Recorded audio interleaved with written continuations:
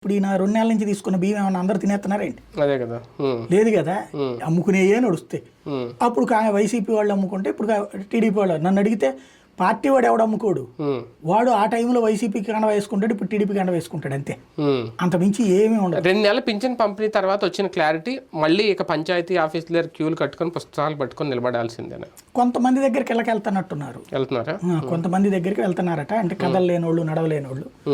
కానీ అలాంటి వాళ్ళు కూడా మంచాల మీద తీసుకొస్తున్నారు. దోలీలు, అది గిరిజన ప్రాంతాలు. అదే అదే గిరిజన ప్రాంతాల్లో అక్కడ అది అంటే ఒక్క ఎంప్లాయ్ ఏం చేస్తాడండి? సచివాలయ సిబ్బంది 7 ఏమో ఉంటారు. 7గురికి ఇప్పుడు ఆ ఏరియాలో ఎన్ని, ఒక్కో చోట ఇప్పుడు ఏజెన్సీ ఏరియాలో ఉంటే ఒకటి ఇటు పక్కన ఊరు ఉంటే ఇంకోటి ఆ పక్కన ఉంటుంది. అవును అవును, కిలోమీటర్ల కొద్ది ఉంటుంది. ఎట్టవగలుగుతాడు?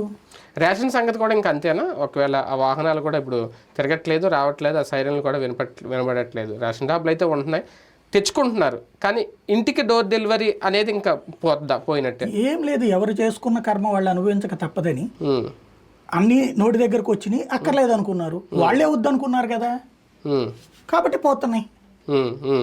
వాళ్ళే వద్దనుకున్నారు కదా, అవును అవును, పోతున్నాయి, అంతే, సింపుల్. ఒక రకంగా జగన్ ఆలోచనలు ఈ అన్నీ ఇంకా ఉండవు. చెప్పాను కదా, ప్రజల వద్దకి కాదు, ఇంటికి వచ్చిన పాలన. అవును, ఇంటికి వచ్చిన పాలన మళ్ళీ దూరం అవుతుంది. అది ప్రజలే వద్దు అనుకున్నారు ఒక రకంగా, అదే అనుకో.